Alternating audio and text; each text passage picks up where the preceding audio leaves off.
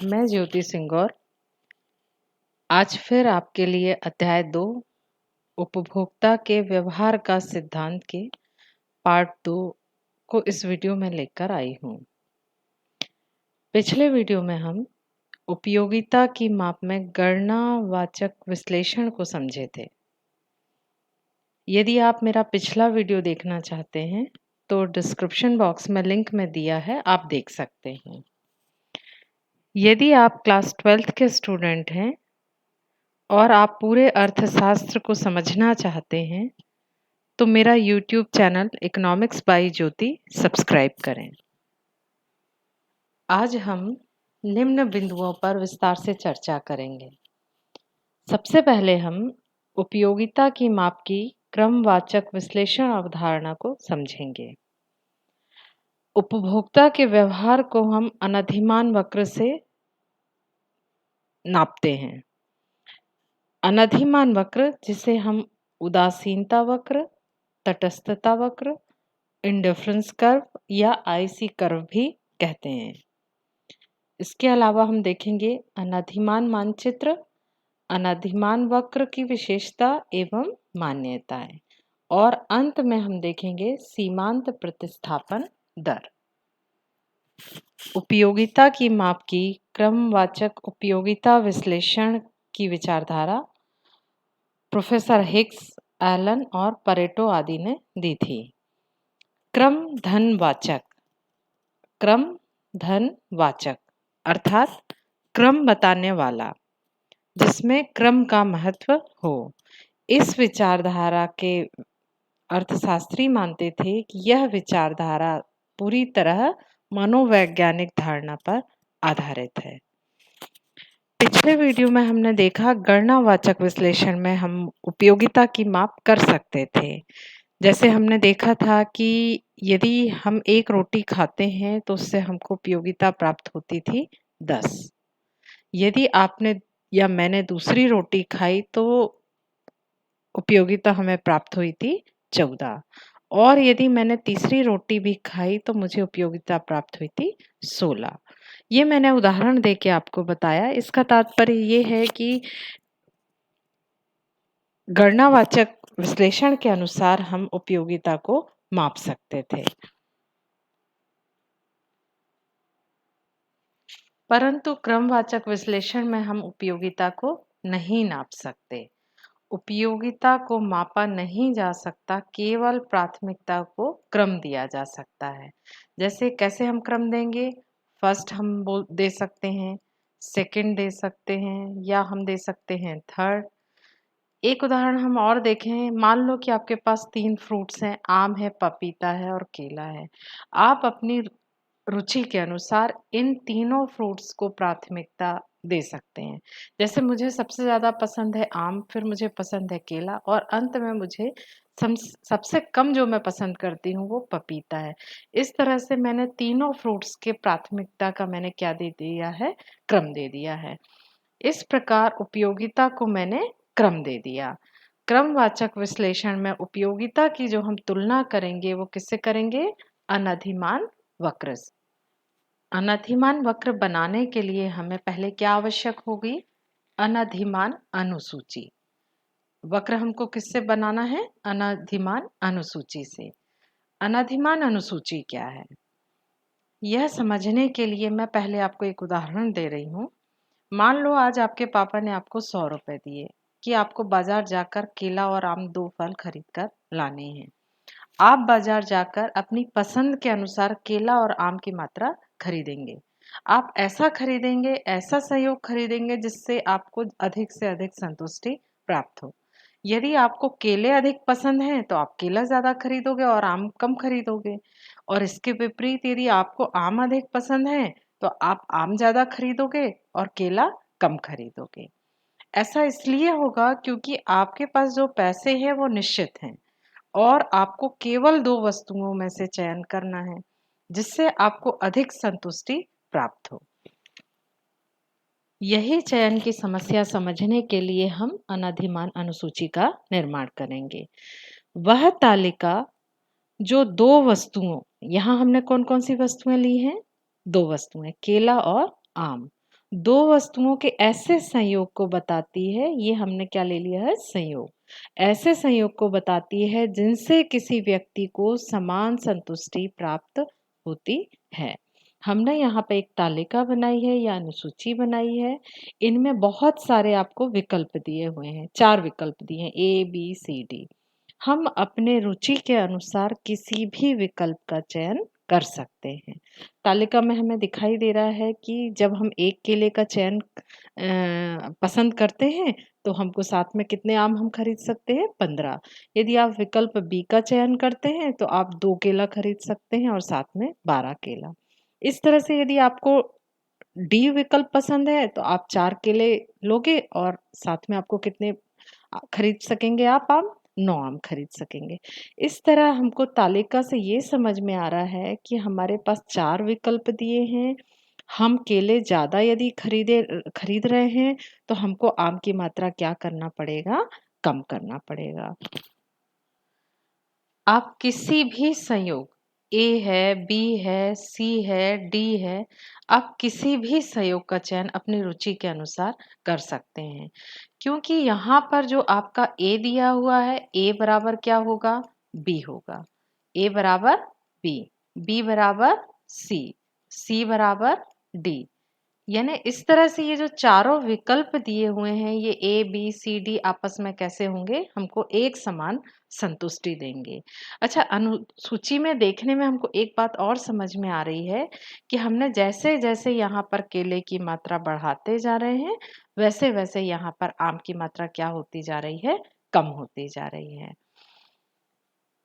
ऐसा हम क्यों करेंगे? ऐसा इसलिए करेंगे कि जब हम एक वस्तु की मात्रा को बढ़ाते हैं, तो दूसरी को कम करना पड़ेगा, ताकि हमारी संतुष्टि एक समान बनी रहे।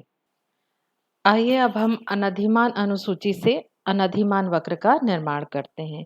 यहाँ तालिका मैंने वही ले लिया है जिससे आपको आसानी हो समझने में। अनधिमान वक्र दो वस्तुओं के उन विभिन्न संयोग को बताता है। ये 2 वस्तु लिए हैं हमने, इनके विभिन्न संयोग को बताता है जिससे उपभोक्ता को संतुष्टि कैसी रहे? एक समान रहे। कैसी संतुष्टि रहे? एक समान रहे। इसको हम सरल रूप में ये भी कह सकते हैं कि ये जो वक्र है, अनधिमान वक्र है, इसको हम आईसी कर्व भी कहते हैं। आईसी वक्र जो होता है, ये 2 वस्तुओं के बीच रुचि बताने वाला वक्र है। अनधिमान वक्र 2 वस्तुओं के विभिन्न संयोग को बताता है। यानी यहाँ हमने केला लिया है और आम लिया है। इनके बीच का जो चयन है, इसको बताने वाले वक्र को ही हम क्या कहते हैं? अनधिमान वक्र। यहाँ मैंने अनुसूची और अनधिमान वक्र दोनों पाठ्य पुस्तक से लिया है, जिससे आप आसानी से समझ सकेंगे। यहाँ मैं आपको दिखा रही हूँ रेखा चित्र 2.3 आपकी पाठ्य पुस्तक में दिया हुआ है। इसमें हम जो ओ एक्स अक्ष है, इसमें हमने क्या लिया है? केला लिया है। और ओ वाई अक्ष है, इसमें हमने क्या लिया है? आम लिया है। यदि हम तालिका में हम देखते हैं, यदि हम ए का चयन करें, यदि यहाँ पर हमने ए यानी ए का विकल्प का चयन करेंगे, तो हमारा यदि 1 केला हम ले रहे हैं, तो साथ में हमको कितने आम मिलेंगे? 15 आम मिलेंगे। यदि आप विकल्प बी का चयन करते हैं, तब यहाँ पर आपको 2 केले के साथ आप कितने आम खरीद सकते हैं? 12 आम खरीद सकते हैं। यदि आप विकल्प सी का चयन करते हैं, तो आप 3 केले के साथ आप 10 आम को खरीद सकते हैं। इसी प्रकार यदि आप विकल्प डी का चयन करते हैं, तो आप 4 केले खरीदते हैं और 4 केले के साथ आप कितने आम खरीद सकते हैं? 9 आम खरीद सकते हैं। इस तरह से इन दोनों विकल्प के से हमको कितने बिंदु प्राप्त हो रहे हैं? 4 बिंदु प्राप्त हो रहे हैं। ए, बी, सी और यहाँ प्राप्त हो गया आपको डी। इस प्रकार हम ये चारों जो बिंदु हमको प्राप्त हुए, इन चारों बिंदु को हम यदि मिला दें, इन चारों बिंदु ए बी सी डी को मिला देंगे, तो हमको वक्र प्राप्त हो जाएगा आईसी कर्व। अनधिमान वक्र के जितने बिंदु हैं हमारे ए, बी, सी, डी, ये हमको सभी समान संतुष्टि देंगे। अर्थात उपभोक्ता किसी भी बिंदु को अधिमान नहीं देता। वह सभी बिंदुओं के प्रति कैसा होता है? तटस्थ होता है या उदासीन होता है। आईसी वक्र जो होता है वह बाएं से दाएं ओर ऋणात्मक बनता है। यहाँ हम देख रहे हैं वक्र, वक्र में आपको दिखाई दे रहा है ये बाएं से दाएं की ओर कैसा होता है? ऋणात्मक बनता है। क्योंकि हम केले का उपभोग यदि हम बढ़ाते हैं, जैसे जैसे हम यहाँ पर केले का उपभोग को बढ़ाते जाते हैं, आम के उपभोग को हमको क्या करना पड़ता है? कम करना पड़ता है, जिससे कि हमारी संतुष्टि कैसी रहे? एक समान रहे। आइए अब हम समझते हैं कि अनधिमान वक्र के लिए आवश्यक शर्तें या मान्यताएं कौन-कौन सी हैं। सबसे पहले है उपभोक्ता विवेकशील होता है। अनधिमान वक्र के लिए यह मान लिया जाता है कि कोई भी उपभोक्ता विवेकशील होता है। हर व्यक्ति, हर उपभोक्ता अपनी आय को सोच समझकर ही खर्च करता है। ऐसा माना जाता है कि उपभोक्ता इस वक्र के लिए जो मान्यता है उसमें यह माना जाता है कि एक उपभोक्ता केवल 2 वस्तुओं का उपभोग करता है। ज्यादातर हम देखेंगे कि अर्थशास्त्र में प्राय यह मान लिया जाता है कि वस्तुएं केवल 2 ही हैं, क्योंकि यह विश्लेषण को सरल बना देती हैं। और जब हमारे पास 2 वस्तुएं होती हैं तो इसका हम रेखा चित्र के द्वारा आसानी से प्रदर्शन भी कर सकते हैं। इसीलिए अर्थशास्त्र में ज्यादातर जो वस्तुएं मान ली जाती हैं वो कितनी मान ली जाती हैं? केवल 2 मान ली जाती हैं। इसके बाद है इसमें उपभोक्ता की आय और कीमत कैसी है? स्थिर है। और रुचि और आदत भी कैसी होना चाहिए? इस मान्यता के अनुसार स्थिर होना चाहिए। और लास्ट में है हमारा सीमांत प्रतिस्थापन दर घटता हुआ होता है। इस बिंदु को हम आगे के बिंदु में, आगे की स्लाइड में हम विस्तार से समझेंगे। हर नई स्लाइड को देख के आपको डर नहीं लगना चाहिए कि ये कितने सारे चित्र आते जा रहे हैं, ये बहुत आसान है। आप बस इसको एक बार, 2 बार आप समझने का प्रयास करेंगे तो ये आपको बहुत आसान लगेगा। अभी हमने देखा अनधिमान वक्र कैसे बनता है। आईसी कर्व अभी अपन ने देखा ना पिछले स्लाइड में कि कैसे बनता है। अब यदि एक ही रेखा चित्र में एक से अधिक अनधिमान वक्र बना देंगे तब हमें अनधिमान मानचित्र प्राप्त होगा। यह भी मैंने आपकी पुस्तक से लिया है, ये देखिए आप 2.5। जब हम एक ही चित्र में एक से अधिक अनधिमान वक्र बना देंगे, यहाँ पे मैंने बनाया बुक से लिया है IC1, IC2 और IC3। एक ही में जब हम एक से अधिक बना दें, 3 से भी अधिक हम बना सकते हैं, 4 भी बना सकते हैं, 5 भी बना सकते हैं। इस तरह से जब हम एक ही रेखा चित्र में एक से अधिक अनधिमान वक्र बनाते हैं तो वह कहलाता है अनधिमान मानचित्र। जो अनधिमान वक्र ऊंचा होगा उसकी संतुष्टि का स्तर कैसा होगा? अधिक होगा। और जो अनधिमान वक्र सबसे नीचे होगा उसकी संतुष्टि का स्तर कैसा होगा? सबसे कम होगा। आइए चित्र में हम आपको बताते हैं कि सबसे ऊपर आईसी कर्व कौन सा है? IC3।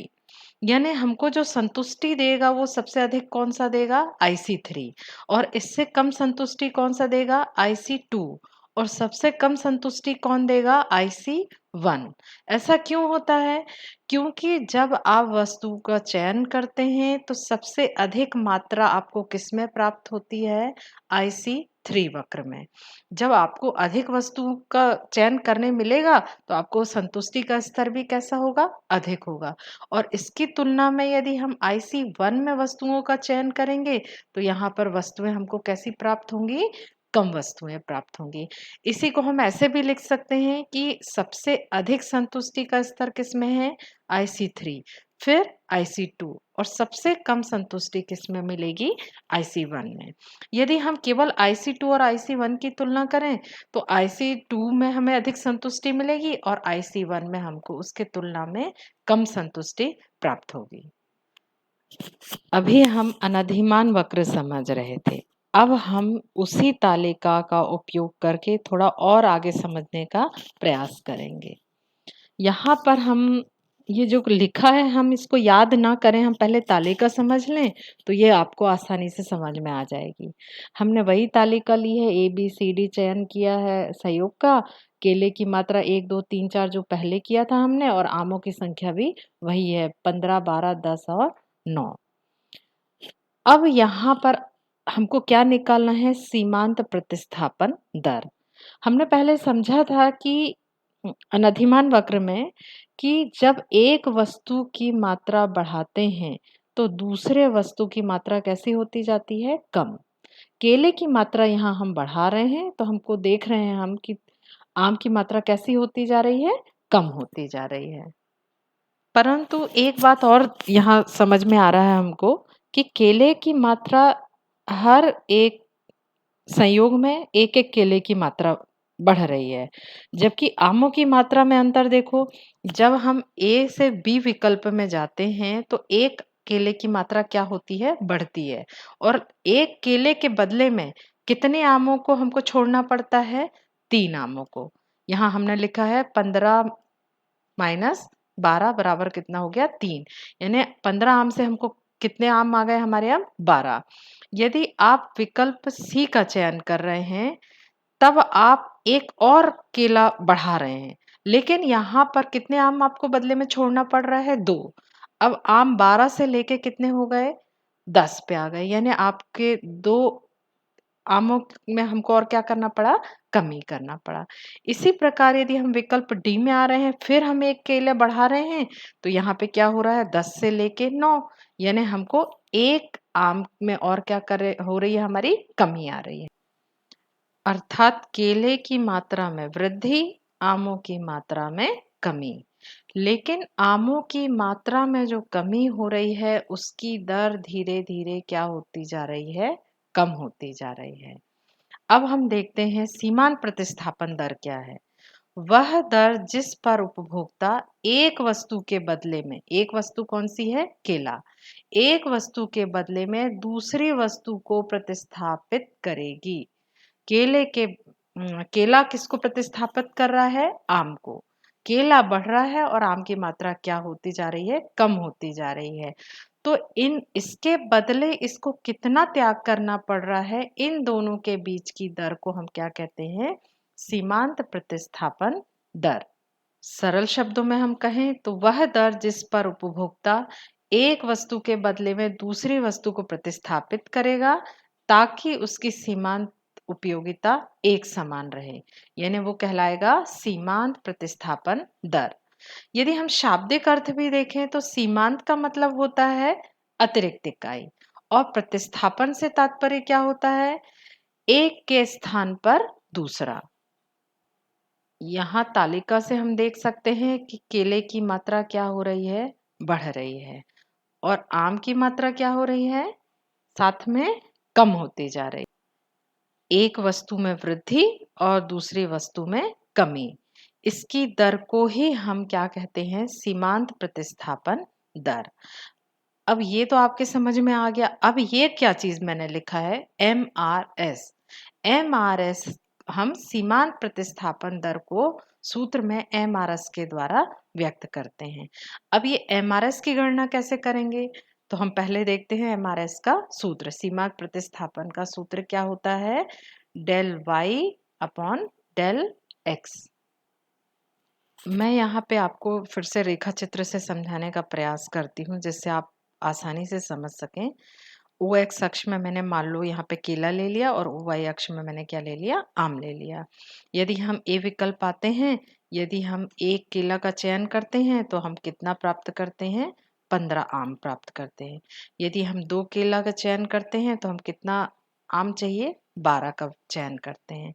यदि हम 3 केले का चयन करते हैं तो हम कितने आम मिलते हैं हमको? 10 आम मिलते हैं। और यदि आप 4 केले का चयन करते हैं तो आप कितने? 9 आम आप खरीद सकते हैं।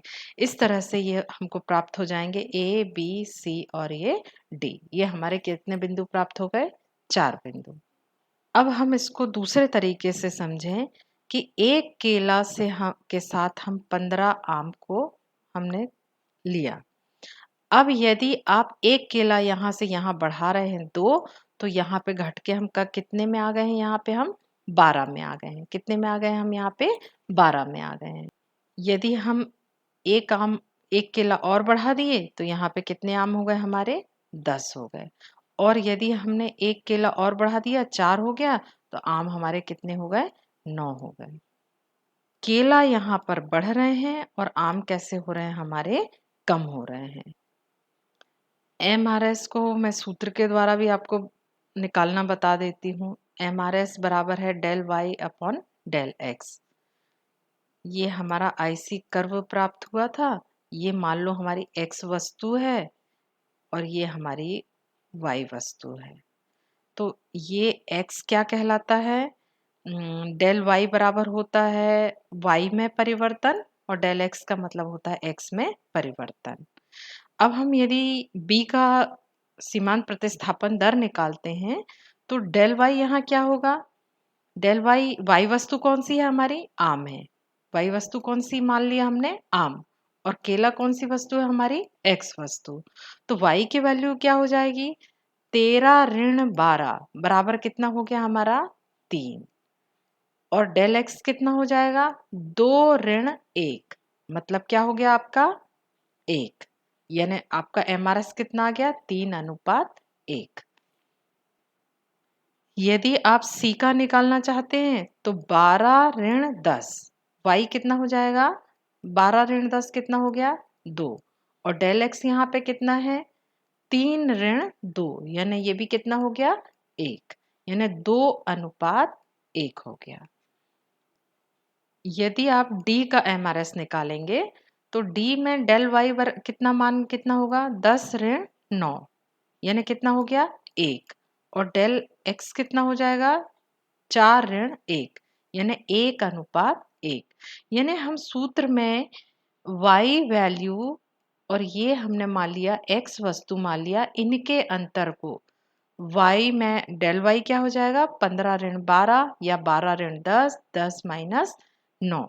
इन दोनों के अंतर को और इन दोनों के अंतर को हम किस में लिखेंगे? डेल x में लिखेंगे और सूत्र में मान रखेंगे तो हमारे ये MRS की वैल्यू निकल जाएगी। इसी को हम नियम के रूप में समझ लेते हैं। एक वस्तु के स्थान पर दूसरी वस्तु का प्रतिस्थापन करने से सीमांत प्रतिस्थापन दर कम होती जाती है। एक वस्तु के प्रतिस्थापन दूसरी वस्तु पे करने से सीमांत प्रतिस्थापन कैसी होती जा रही है? कम होती जा रही है। सीमांत प्रतिस्थापन की दर कैसी होती जा रही है? कम होती जा रही है। इस प्रवृत्ति को हम क्या कहते हैं? हास्यमान सीमांत प्रतिस्थापन का नियम कहते हैं। ये दर जो कम हो रही है, इस प्रवृत्ति को ही हम कहते हैं हास्यमान सीमांत प्रतिस्थापन का नियम। अनधिमान वक्र की एक दशा हम और समझेंगे कि जब वस्तु पूर्ण प्रतिस्थापन हो, अर्थात जब वस्तु पूर्ण प्रतिस्थापन हो तब अनधिमान वक्र हमारा कैसा बनेगा। इसे भी हम पहले तालिका में देख लेते हैं। तालिका देख के ही आपको सब समझ में आ जाएगा। इसमें भी वही है, संयोग है, बार बार मेरे को बताने की जरूरत नहीं है। यहाँ कॉलम दूसरे हैं क्योंकि हमको कैसी वस्तु चाहिए है? पूर्ण स्थानापन्न वस्तु चाहिए है। यहाँ पर मैंने पहले कॉलम में लिया है 5 रुपए का नोट लिया है और दूसरे कॉलम में लिया है 5 रुपए के सिक्के। यानी या हमारे को 5 रुपए के नोट चाहिए या 5 रुपए के सिक्के चाहिए। यहाँ अलग अलग संयोग दिया है। ए संयोग में एक 5 रुपए का आपको नोट मिलता है और 8 5 रुपए के सिक्के मिलते हैं। बी विकल्प में आप 2 नोट मिलते हैं 5 के और 7 सिक्के मिलते हैं। इसी तरह से सी और डी में आपको 4 नोट 5 रुपए के मिलते हैं और 5 रुपए के सिक्के कितने प्राप्त होते हैं? 5।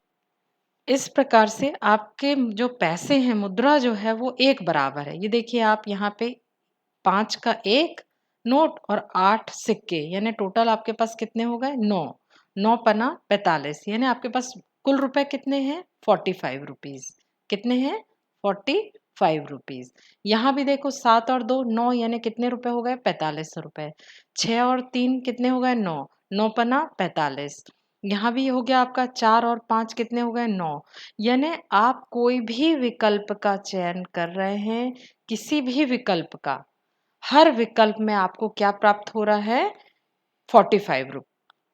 हम चाहें तो ए विकल्प का चयन करेंगे तब भी हमको 45 रुपए होंगे, बी क में भी 45 रुपए हो रहे हैं, सी में भी 45 रुपए हो रहे हैं और डी के चयन में भी हमको कितने प्राप्त हो रहे हैं 45 रुपए।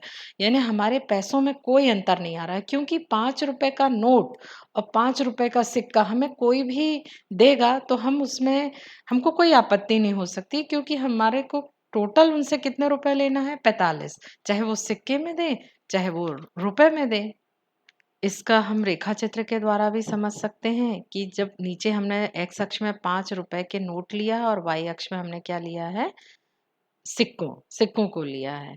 जब आपके पास एक नोट है 5 का तो हम 8 सिक्के लेते हैं, 2 5 रुपए का नोट है तब हम 7 और 3 रुपए पे क्या लेते हैं हम 6 सिक्के।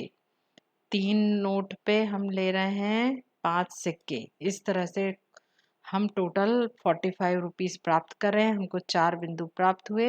ये चारों को मिलाने से हमको क्या प्राप्त हुआ आईसी कर्व प्राप्त हुआ। ये हमको क्या प्राप्त हो गया आईसी कर्व, जो हमारा ऋणात्मक ढालू की ओर होता है। अभी तक हमने देखा था कि आईसी कर्व कैसा होता है, ऊपर से नीचे और की ओर ढालू होता है, परंतु हम क्या देख रहे हैं यहाँ पे एक हमको सीधी रेखा प्राप्त हो रही है।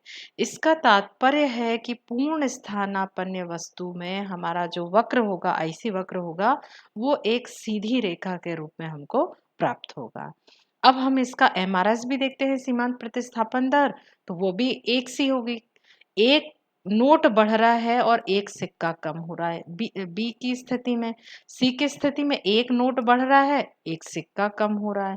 डी की स्थिति में एक नोट बढ़ रहा है एक सिक्का कम हो रहा है। अर्थात इन दोनों का जो अनुपात है क्या क्या प्राप्त हो रहा हमको 1:1। अर्थात एमआरएस हमको क्या प्राप्त होगा 1 होगा, जो अपरिवर्तित रहेगा। आइए अब हम अनधिमान वक्र की विशेषता या लक्षण भी समझ लेते हैं कि कौन कौन सी विशेषताएं पाई जाती हैं। जिसमें सबसे पहला है अनधिमान वक्र बाएं से दाएं नीचे की ओर ढलवा होते हैं या ऋणात्मक ढाल के होते हैं। ये रेखा चित्र 2.6 आपके पाठ्यपुस्तक से लिया है।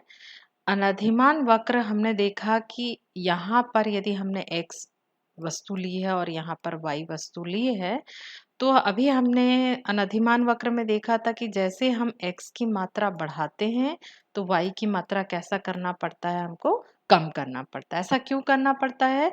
जिससे संतुष्टि का स्तर कैसा बना रहे एक समान बना रहे। ये देखिए हम या यहाँ पर x1 है और ये गलत दिया हुआ है यहाँ पे आपका पुस्तक में, इसको हम मान लेंगे y मान लेंगे। तो x में यदि हम परिवर्तन करते हैं या x2 होगा, ये इसको पुस्तक में x1 और इसको मान लिया है आपका x2। यहाँ मैंने x1 मान लिया था और यहाँ पे मैंने मान लिया x2 मान लेते, y की जगह हमने क्या मान लिया x2 मान लिया। तो हम देख रहे हैं कि x1 की मात्रा बढ़ रही है तो x2 की मात्रा कैसी होती जा रही है कम हो रही है। और यह इसलिए होता है ताकि हमारी संतुष्टि का स्तर समान रहे। और जब एक वस्तु कम हो रही है, एक वस्तु बढ़ रही है और एक वस्तु कम हो रही है, तो हमको जो वक्र प्राप्त होगा वो कैसा होगा ऋणात्मक प्राप्त होगा। दूसरी विशेषता है उच्च अनधिमान वक्र उपयोगिता के उच्च स्तर को प्रदान करता है। उपयोगिता के उच्च स्तर को प्रदान करता है। ये क्या कह रहा है? उच्च अनधिमान वक्र, यानी जो ऊंचा वाला अनधिमान वक्र होगा वह हमको अधिक संतुष्टि देगा। ऐसा क्यों होगा? ऐसा इसलिए होगा कि एक व्यक्ति वस्तु की अधिक से अधिक मात्रा प्राप्त करना चाहता है, क्योंकि वस्तु की अधिक मात्रा हमारे संतोष के स्तर को क्या कर देती है बढ़ा देती है। अब हम यहाँ पे तालिका और रेखा चित्र से समझ लेते हैं। यह तालिका और रेखा चित्र भी आपके पाठ्य पुस्तक का ही मैंने लिया है। इसमें देखो आप तालिका में दिया है संयोग दिया है, केले की मात्रा दिया है और आम की मात्रा दिया है। संयोग 3 दिया है, ए बी सी दिया है, केले की मात्रा 1 2 3 है और आमों की मात्रा कैसी है, निश्चित है 10 है। यदि आप ए का चयन करते हैं तो 1 केला और 10 आम मिलते हैं। यदि आप बी विकल्प का चयन करते हैं तो 2 केला मिलेगा और 10 आम मिलेगा। और विकल्प सी यदि आप खरीदेंगे बाजार से तो आप 3 केला खरीदेंगे और साथ में आपको कितने आम मिलेंगे, 10 आम मिलेंगे। यदि आपको एक ही कीमत पर 1 केला और 10 आम मिल रहा है और उसी कीमत पर आपको 3 केला और 10 आम मिल रहा है, तो बताइए आप क्या खरीदेंगे? निश्चित है आप कहेंगे कि मैं विकल्प सी का चयन करूँगा। क्यों करोगे विकल्प सी का चयन? क्योंकि आपको उतने ही पैसे में आपको यहाँ पर अधिक मात्रा खरीदने को मिल रही है। यही बात हम रेखा चित्र में भी देख के समझ सकते हैं। एक्स अक्ष में हमने केला ले लिया, वाई अक्ष में हमने आम ले लिया है। आम की मात्रा निश्चित है, कितनी है, 10 है। और केले की मात्रा पहले विकल्प में 1 मिल रही है, दूसरे में 2 मिल रही है और तीसरे में क्या मिल रही है, तीसरे केले के साथ सी में हमको क्या मिल रही है, 3 मिल रही है। तो निश्चित है यहाँ पर जो पहला यदि हमने 1 के साथ 10 है तो हमको IC1 प्राप्त हुआ और 10 के साथ हमने 2 लिया तो हमारा क्या प्राप्त हुआ, IC2। और 10 के साथ हमने तीसरा विकल्प चयन किया सी, तो 3 केले प्राप्त हो रहे हैं। यानी सबसे ऊंचा जो कर्व है वो कौन सा है, IC। तो सबसे अधिक संतुष्टि कौन देगा, सबसे बाहर वाला जो उच्च अनधिमान वक्र होगा, इसकी उपयोगिता हमारे लिए सबसे अधिक होगी। सबसे अधिक होगी IC3, फिर IC2 और सबसे कम संतुष्टि किससे प्राप्त होगी, IC1 से। तीसरी विशेषता है, दो अनधिमान वक्र एक दूसरे को कभी नहीं काट सकते। क्यों नहीं काट सकते? इसलिए नहीं काट सकते क्योंकि एक दूसरे को काटते हुए जो अनधिमान वक्र हैं, ये एक दूसरे के जो काट रहे हैं, ये एक दूसरे के विरोधी परिणाम को दिखाएंगे। यहाँ मैंने जो पहला वक्र लिया है ये है मेरा IC1 और दूसरा है हमारा IC2। ये दोनों बिंदु ए पर काट रहे हैं। कहाँ काट रहे हैं, बिंदु ए पर काट रहे हैं। रेखा चित्र में दोनों ए पर काट रहे हैं। अब यदि हम IC1 को देखें तो IC1 में ए और बी बिंदु प्राप्त हो रहे हैं और अभी हमने देखा कि IC वक्र में जितने भी बिंदु होते हैं वो सब क्या करते हैं, समान संतुष्टि देते हैं। तो ए बराबर क्या हो जाएगा, बी। क्योंकि अभी हमने शर्त में देखा था अनधिमान वक्र के कि जितने भी बिंदु होंगे वो सब आपस में क्या होंगे, बराबर होंगे। तो पहला वक्र हमारा यहाँ पे है IC1, तो ए बराबर पहले वक्र में ही बिंदु है ए और बी, तो दोनों ए और बी क्या होंगे, आपस में बराबर होंगे। इसी प्रकार अब हम IC2 देखें। IC2 में बिंदु है ए और दूसरा बिंदु प्राप्त हो रहा हमको सी बिंदु। अब IC2 में भी ए बराबर क्या हो जाएगा, ए बराबर सी हो जाएगा, क्योंकि ये भी दोनों एक ही वक्र पर स्थित हैं, IC2 वक्र पे स्थित हैं। इस प्रकार से हमको ए बराबर बी मिल रहा है और ए बराबर क्या प्राप्त हो रहा है, सी प्राप्त हो रहा है। ए बराबर बी प्राप्त हुआ और ए बराबर सी प्राप्त हुआ, यानी ए बराबर बी और ए बराबर सी। जब ये दोनों ए बराबर है तो ये दोनों को भी आपस में क्या होना चाहिए, बराबर होना चाहिए। लेकिन ये दोनों आपस में बराबर नहीं है। क्यों बराबर नहीं है, ये देखिए आप। 9 और 7 ये प्राप्त हो रहा है आपको बी बिंदु, 9 और 7। और सी बिंदु पे क्या प्राप्त हो रहा है आपको, 9 और 5। ये दोनों क्या आपस में आपको बराबर दिख रहे हैं, नहीं दिख रहे हैं। हमको अधिक संतुष्टि किससे मिल रही है, 9 और 7 से, यानी IC वक्र ऊपर है, इससे हमको संतुष्टि अधिक मिल रही है। इस प्रकार से ये दोनों एक दूसरे को कभी भी नहीं काट सकते। चौथी विशेषता हम देखते हैं, अनधिमान वक्र मूल बिंदु के नतोदर होता है। घटती सीमांत दर के कारण अभी हमने देखा कि सीमांत दर कैसी होती जा रही है, कम होती जा रही है।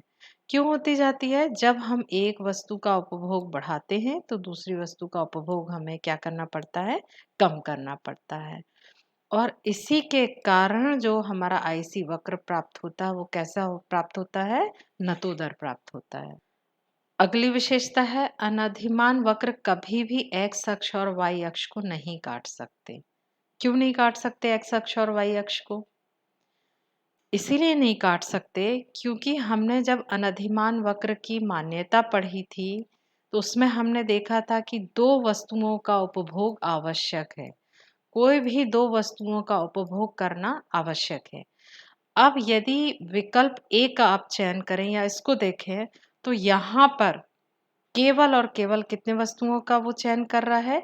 एक वस्तु का, एक्स वस्तु का। और यदि आप विकल्प बी में देखेंगे तो वो केवल किसका उपभोग कर रहा है? वाई का उपभोग कर रहा है। इस दशा में वो केवल एक वस्तु का उपभोग करेगा जो अनधिमान वक्र की मान्यता के आधार पर क्या हो जाएगा? गलत होगा। और अंत में हम देखते हैं कि अनधिमान वक्र निम्न आकार के नहीं हो सकते।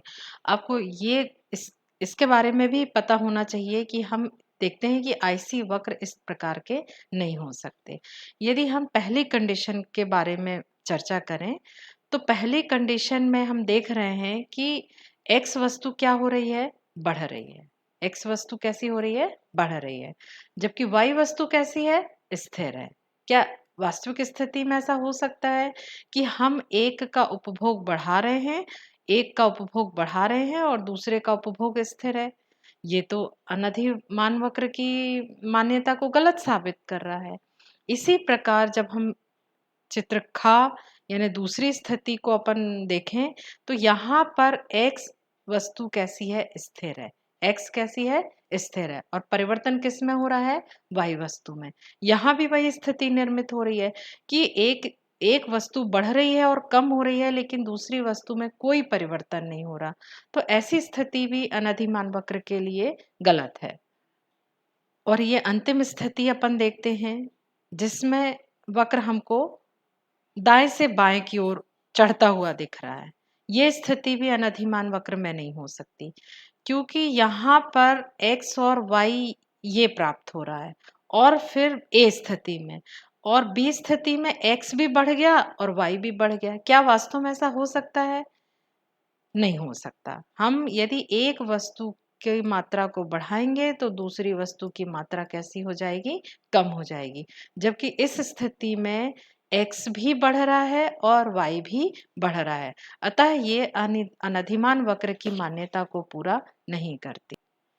इस प्रकार से अनधिमान वक्र हमने समझा, अनधिमान वक्र के साथ सीमांत प्रतिस्थापन दर हमने समझी और अनधिमान वक्र की विशेषता समझी। पिछले वीडियो में हमने गणनावाचक विश्लेषण और इस वीडियो में हमने क्रमवाचक विश्लेषण को विस्तार से पढ़ा। यदि हम दोनों की तुलना करते हैं तब देखते हैं कि गणनावाचक विश्लेषण की तुलना में क्रमवाचक विश्लेषण अधिक व्यवहारिक, अधिक श्रेष्ठ व आधुनिक विचार वाला है। इस वीडियो के बाद मैं अपना अगला वीडियो अध्याय 2 के बिंदु बजट रेखा पर जल्द लेकर आऊंगी। आपको वीडियो पर समालोचनात्मक अभिमत मुझे अवश्य कमेंट बॉक्स में दे जिससे मैं और इसको बेहतर बनाने का प्रयास कर सकूं।